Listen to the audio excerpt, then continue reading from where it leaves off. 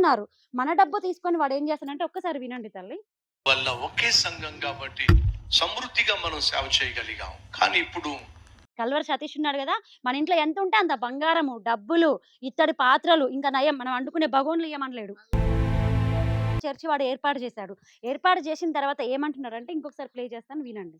6వ అధ్యాయం 19వ వచనం. వెండియు బంగారము ఇత్తడి పాత్రలను వాళ్ళు గొప్ప దేవుడు, వాళ్ళ దేవుడు గొప్ప అంటే మీరేమంటారు? మా దేవుడే గొప్ప అంటాం మేము. ఆ? మా దేవుడే గొప్ప.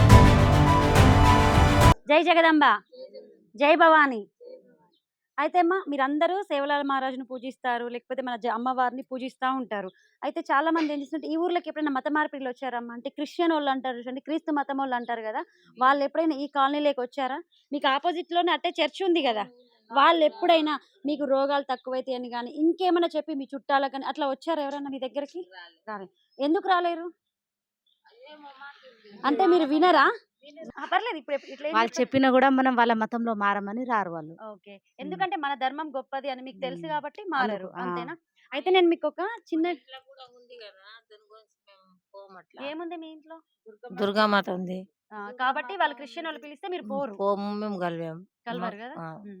అయితే నేను మీకు ఒక చిన్న విషయం చెప్తానమ్మా. ఇప్పుడు మనకి ఇక్కడ గుడి కడుతున్నారు. ఎవరో ఒక మహారాజు చందా వసూలు చేస్తారు. ఓకేనా?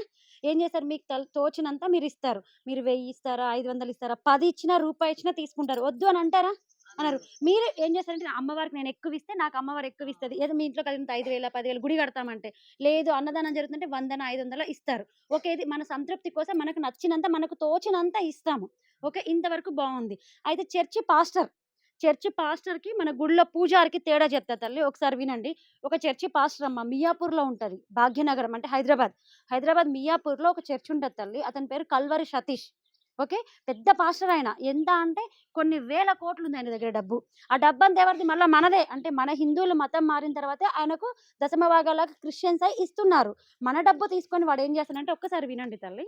వల్ల ఒకే సంఘం కాబట్టి సమృద్ధిగా మనం సేవ చేయగలిగాం. కానీ ఇప్పుడు అదే మీరిచ్చే కానుకలతో 19 సంఘాలను మనం పోషించి వాటి కోసం మందిర స్థలాలు కొని వాటికి మందిరాలు నిర్మించాలి అని అంటే అసాధ్యంగా కనిపిస్తుంది. అక్కడ అంత పెద్ద చర్చి నిర్మించాడు. అయితే దాంతోటి ఆగలేడు ఆయన. అక్కడ ఎక్కువ దశమ భాగాలు వస్తున్నాయి. వేలకు వేలు డబ్బులు వస్తున్నాయి కదా. మన హిందువులు మతం మారిన తర్వాత వేలకు వేలు ఇస్తారు. అదే గుడిలోకి పోయి హారతి పళ్ళెంలో డబ్బులు వేయరా అంటే ఎతికి జోబులో చిల్లర ఉందా అని రూపాయి, రూ. 2, రూ.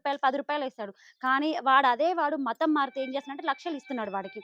అయితే వాడు ఒక చర్చి కట్టాడు కదా మా మియాపూర్‌లో పెద్దది. అంతటితో వాడు ఆగలేడు. 19 బ్రాంచ్‌లు ఓపెన్ చేశాడు. 19 చర్చిలు, జిల్లాకు ఒక చర్చి వాడు ఏర్పాటు చేశాడు. ఏర్పాటు చేసిన తర్వాత ఏమంటున్నారంటే ఇంకొకసారి ప్లే చేస్తాను వినండి. 6వ అధ్యాయం 19వ వచనం.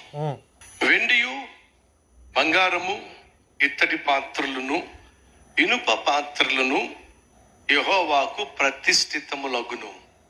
వాటిని యెహోవా ధనాగారములో ఉంచవలెను. చెప్తున్నాడంటే ఇప్పుడు ఆల్రెడీ ఒక చర్చి ఉంది. సరిపోక 19 చర్చిలు కట్టాడు అతను. ఒక్కొక్క జిల్లాలో ఒక చర్చి కట్టాడు. అయితే ఆ చర్చిలో ఉన్న వాళ్ళకి ఏం చెప్తున్నాడంటే అతను ఈ బైబిల్ తెలుసు కదా, బైబిల్‌లో పాత నిబంధనలో ఒక మాట చెప్తారు. వాళ్ళు ఏం చెప్తారంటే పాత నిబంధన కొట్టివేయబడింది. అది రద్దు చేశారు. అది పట్టించుకోకుండా అందులో బూతులు ఉన్నాయని మనం చెప్తే ఏమంటారంటే అది మేము కొట్టివేసాము. మనది ఓన్లీ కొత్త నిబంధననే, మీరు పాత నిబంధన పట్టించుకోవద్దు అని చెప్తారు. కానీ వీళ్ళకి అవసరమైనప్పుడు డబ్బులు కావాలన్నప్పుడు ఏం చేస్తారు? అదే పాత నిబంధన చెప్తే అక్కడ భక్తులు ఉంటారు కదా, భక్తులు అనొద్దు వాళ్ళు. ఆ చర్చికెళ్ళే వాళ్ళకి ఏం చెప్తున్నారంటే మీ డబ్బులు ఇస్తున్నారు. డబ్బులు ఒకటే కాదు, మీ ఇంట్లో ఉన్న బంగారము, ధనము, వెండి పాత్రలు, ఓకేనా, అన్ని తీసుకొని వచ్చి ఎవరికి ఇయ్యాలా? ఆ కల్వరి సతీష్ గాడికి ఇయ్యాలట. కల్వరి సతీష్ ఉన్నాడు కదా, మన ఇంట్లో ఎంత ఉంటే అంత బంగారము, డబ్బులు, ఇత్తడి పాత్రలు, ఇంకా నయం మనం వండుకునే బగోన్లు ఇయ్యమనలేడు. అర్థమైందా? మన ఇంట్లో ఉన్న డబ్బులు, వెండి, బంగారము, ఇత్తడి అన్నీ తీసుకుపోయి ఇచ్చి మీరు షిప్ప పట్టుకొని అడుక్కోండి అని చెప్తున్నాడు ఇండైరెక్ట్‌గా. అవన్నీ తీసుకుపోయి ఎక్కడ పెట్టమంటున్నాడు? యెహోషువ మందిరంలో పెట్టమంటున్నాడు. అంటే వాడు చర్చిలో పెట్టమంటున్నాడు. కల్వరి సతీష్ గారికి ఇస్తే వాడు జల్సాలు చేస్తాడు. ఓకే. రాజభోగ్యాలు అనుభవిస్తారు. మనం మాత్రం ఏం చేస్తాం? మన పిల్లలం మాత్రం ఏం చేయాలి? పస్తులుండాలి. రోడ్ల మీద బిచ్చం ఎత్తుకోవాలి. అర్థమైతుందా? వాడేం చెప్పినా మీకు క్లియర్‌గా అర్థమైతుందా? ఇంకొకటి నేను ఏం చెప్తున్నానంటే అతను ఏం చెప్తున్నాడంటే పాత నిబంధన కొట్టివేయబడ్డదన్నాడు. దశమ భాగాల కోసం పాత నిబంధన కావాలి.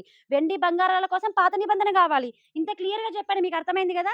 చర్చికొచ్చేవాళ్ళు ఏం తీసుకురమ్మని చెప్తున్నాడు? ఇక్కడ ఈ చర్చికి సరిపడా ఫండింగ్ వస్తుంది. దశమ భాగాలు వస్తున్నాయి. కానీ 19 చర్చిలకు డబ్బులు కావాలంటే మీరు ధనము, డబ్బు, ఇత్తడి పాత్రలు, వెండి పాత్రలు, మీ ఇంట్లో ఉన్న గిన్నెలు, భగవాన్లు గంటలు అన్నీ తీసుకుపోయి ఆడ చర్చిలో ఇయ్యాలని చెప్తున్నాడు. ఓకే. మరి నాకు ఒకటి అర్థం కాదు. ఇప్పుడు ఈడి చర్చికి ఇంతమంది వస్తున్నారు.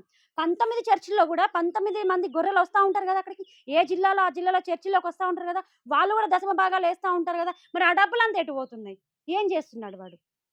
వాళ్ళ పిల్లలు అమెరికాలలో ఉంటారు. వీడు లగ్జరీ లైఫ్‌లు అనుభవిస్తాడు.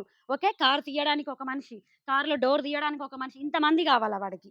ఓకే. కానీ చర్చికి పోయేవాడు ఎలా ఉంటాడు? అలాగే దీన స్థితిలో ఉంటాడు. వాడు మాత్రం పెద్ద కోటీశ్వరుడైతాడు. మనం మాత్రం ఏం చేస్తున్నాం? అడుక్కొని తినాలి.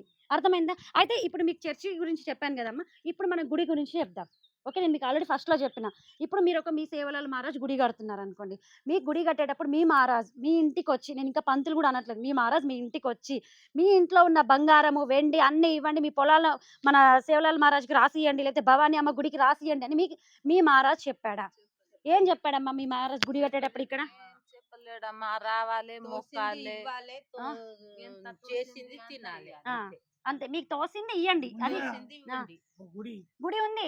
సరే ఆ గుడి కట్టడానికి మీ ఇంటికొచ్చి మీ ఇంట్లో ఉన్న బంగారం డబ్బులు ఇమ్మన్నాడా? డబ్బులు ఇయ్యలే, ఏం ఇయ్యలే. మీకు కడప గిన్నె అని ఇయ్యాలి. కడప గిన్నె అని హ్మ్. మేమే చేసి మన నిజామాబాద్ సెకండ్ గుడి మాది. ఆ! అదే. ఈ ఆ! నిజామాబాద్ సెకండ్ గుడి మాది. హ్మ్. ఒక మల్కాపురం తండ, ఆ! దాని తర్వాత సెకండ్ మాది. హ్మ్. కానీ మీకు ఏ మహారాజ్ వచ్చి ఫోర్స్ చేయలే. మీ చెవులోకున్న కమ్మలు తీసియండ్రి. మీ మెడలో ఉన్న తాడు తీసియండ్రి. మీ మీ చె ఆ! అనలేదా? అదే చెప్పాను. అనలేడు. మాకేమన్నా రావాలి మొక్కాలి మంగళవారం శుక్రవారం లేదు. ఈ సతీష్ కుమార్ పాస్టర్ చెప్పినట్టు మీ మహారాజ్ ఏమన్నా చెప్పిండా? చెప్పలేడమ్మా. లేదు. మీకు ఏ గుడిలో మీకు రాముల వారి గుడికి పోండి. ఏ గుడిలో ఏ పంతులు గుడిలో చెప్పిండా? చెప్పలేడు. ఏ గుడిలో చెప్పలే. చెప్పలేరు. మరి ఈ ఊర్లో సేవలాల్ మహారాజ్ గుడి ఉంది. ఈ ఊరికి సరిపడా మీ దగ్గర డబ్బులు తీసుకున్నాడు. నేను పక్కూరు తాండాలలో కూడా కొడతా. మీ ఇంట్లో ఆ డబ్బులు సరిపోలేదు ఇంకా ఇయ్యండి అని అడిగాడా? అడగలేడు. అడగలేరు. పోనీ మీరు ఎప్పుడైనా గుడికి పోతే నువ్వు ఇంత ఇస్తేనే గుడికి రా అని చెప్పిండా? అట్లా ఏం లేదమ్మా. నెల ఇంత ఇయ్యండి అని చెప్పిండా? ఏమన్నారు? కొబ్బరికాయ కొట్టాలి, రావాలి. ఊరికి వెళ్తే కూడా ఆయన మాకు దర్శనం ఇచ్చింది. లేకుంటే మస్తు మంది ఉంటే జనాలు ఏమైనా అయిపోతుందని ఆయన బయటకు కూడా వెళ్ళలేదు. కాదు. నెల నువ్వు ఇస్తేనే గుడికి రా అని చెప్తాడా? ఏం ఆ? చెప్పి వారం మహారాజ్ మీ ఇంటికి వస్తే నాకు డబ్బులు ఇయ్యని ఏమని అంటాడా? ఏమన్నారు అట్లా మా మహారాజు అనలేడు. సర్సితోని ఇచ్చేస్తారు అంతే. హ్మ్. అంతే. మీకు నచ్చినంత మీకు తోచినంత. నచ్చినంత. కానీ బలవంతం చెయ్యడు. అట్లా ఏం లేదు. కానీ ఇప్పుడు మీకు పంతులకు గాని, మహారాజుకి గాని తేడా మీకు పంతులకి, మహారాజు గురించి చెప్పిర్రు కదా! మనం ఇంత గొప్పగా చెప్పాం కదా! మరి ఆ పాస్టర్‌కి, మన మహారాజులకి, మన పంతులకి తేడా అర్థమైందా తల్లి మీకు? వాడెలాంటి బుద్ధివాడు, మన మహారాజులు గాని, మన పూజారులు గాని ఎలాంటి వాళ్ళు? చెప్పండి మీరు. దోచుకునే తత్వం ఎవరి దగ్గరుంది? ఆ! ఎవరి దగ్గరుంది? చర్చి వాళ్ళ దగ్గర. చర్చి చర్చి వాళ్ళ దగ్గర దోచుకునే తత్వం ఉంది. అన్నం పెట్టే తత్వం ఎవరి దగ్గరుంది? మన దగ్గర సేవాలాల్ దగ్గర. అందరిని దీవించే అందరు- గుణం ఎవరి దగ్గరుంది? సేవాలాల్ జగదంబ మాత. అందరిని దోచుకునే గుణం ఎవరి దగ్గరుంది? అదే చర్చి వాళ్ళది. అర్థమైందా? ఇప్పుడు చాలా మంది మత మార్పిడి వాళ్ళు వస్తా ఉంటారు. మా దేవుడు గొప్ప రక్షకుడు అది ఇది అని చెప్తా ఉంటాడు. కానీ వాళ్ళకి మీ సమాధానం ఏంది తల్లి? వాళ్ళు మాత రారు. హ్మ్. మాకు వాళ్ళది ఏమీ తెలియదు. తెలీదు. తెలియదు. ఒకవేళ వచ్చి వాళ్ళు మెల్లమెల్ల వాళ్ళు గొప్ప దేవుడు, వాళ్ళ దేవుడు గొప్ప అంటే మీరేమంటారు? మా దేవుడే గొప్ప అంటాం మేము. ఆ? మా దేవుడే గొప్ప.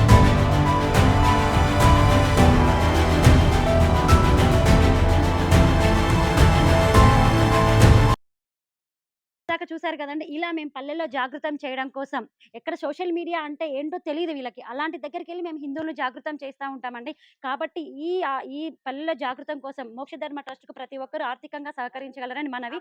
ఒకవేళ ఆర్థికంగా సహకరించని వాళ్ళు ఈ వీడియోలు మీ ఫ్రెండ్స్‌కి గాని, మీ చుట్టాలకు గాని షేర్ చేసి ప్రతి ఒక్కరికి షేర్ చేసే విధంగా సహాయం చేయగలరని మనవి అండి. జై శ్రీరామ్. అమ్మ జై శ్రీరామ్.